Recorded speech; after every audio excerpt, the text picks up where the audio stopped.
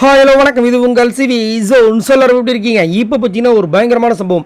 அதாவது அருணுக்கு இன்றைக்கி பேட் டே அப்படின்னு கண்டிப்பாக சொல்லி ஆகணும். காரணம், அவர் பண்ண வேலைகள். அதுலேயும் குறிப்பாக இவர் அதிகப்படியாக யார்கிட்ட சண்டை போட்டிருக்காரு அப்படின்னா முத்து மஞ்சரி. அதுவும் லாஸ்ட்டாக பார்த்தீங்கன்னா அதிகப்படியாக மஞ்சரி கிட்ட தான் செம்ம சண்டை போட்டிருந்தேன். அதனால தான் அவங்களுடைய சன்னே வந்துட்டு அவரோட பேரை சொல்லும்போது தெரியாதுன்னு சொல்லிட்டு அப்படியே ஒரு மாதிரி ஒதுக்கிட்டு போயிட்டான். ஒரு மூஞ்சி மாறிடுச்சு. அதே மாதிரி அன்ஷிதா கிட்டையும் யாருமே ஒழுங்காக பேசலை. என்னடா இது இவங்க ரெண்டு பேர்ட்டையும் ஒழுங்காக பேசலைன்னும் போது தான் இங்கே தெரியுது இவர் ஒரு விஷயத்தை பேசியிருக்காரு அன்ஷிதா கிட்ட. அது வந்து பயங்கரமாக அவங்கள மன உளைச்சலுக்கு ஆளாக்கியிருக்கு. என்னென்னா உள்ளே வந்துட்டு எல்லோரும் பேச ஆரம்பிக்கிறாங்க. அப்போ வந்துட்டு ஒரு சில டிப்ஸ்லாம் கொடுக்குறாங்க. ரொம்ப கேஷுவலாக பேசி, எப்பயுமே கோவமாகவே இருக்காது.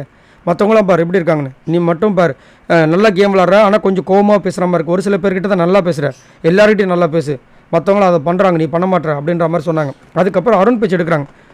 எனக்கு அதுவும் சிஸ்டர் தான் சொல்கிறாங்க, இந்த அருண் வந்துட்டு அந்த பொம்மை டாஸ்க்லாம் ரொம்ப டூ மச்சாக பண்ணிட்டாரு.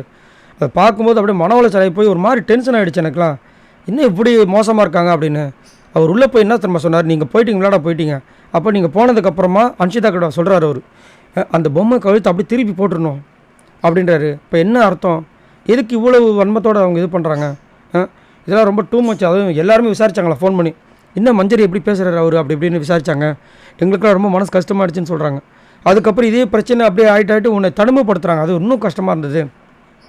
ஆனால் நீ வந்துட்டு விஜய் சேதுபதி அவர்கள் சொல்கிற மாதிரி அவரோட இன்புட்டெல்லாம் நீ கொஞ்சம் கொஞ்சமாக எடுத்துக்கிட்டு மாற்றிக்கிறாது, நல்லா இருக்குது பார்க்குறதுக்கு.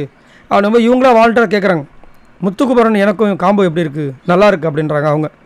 ஏன்னா உண்மையாகவே அதென்ன இப்போ நல்லா இருக்கிறதுனால மஞ்சரி இப்போ வந்து சூப்பராக வந்துட்டு ஓட்டில் வந்துட்டுருக்காங்க. இல்லை அப்படின்னா இந்த வாரம் வந்து ஓட்டே இல்லாமல் பாவம் வெளியே போயிருப்பாங்க. ஏன்னா போன வாரம் அவ்வளோ கஷ்டத்தில் இருந்தாங்க. நாளை ரொம்ப பதப்பதிப்பாயிடுச்சு. ஐயோ ஹாட் சீட்டுக்கு வந்து அவங்க வெளியே அனுப்பிச்சிடுவாங்களோ அப்படின்னு. நல்ல வேலை ரஞ்சித் மட்டும் வெளியே போனார். சரி, நீங்கள் உங்களோட கருத்து சொல்லுங்கள். இங்கே வரவங்க போகிறவங்களாம் வந்து அருணை போட்டு பொழக்கிறாங்களே, இதுக்கு காரணம் என்னவாக இருக்குன்னு நினைக்கிறீங்க?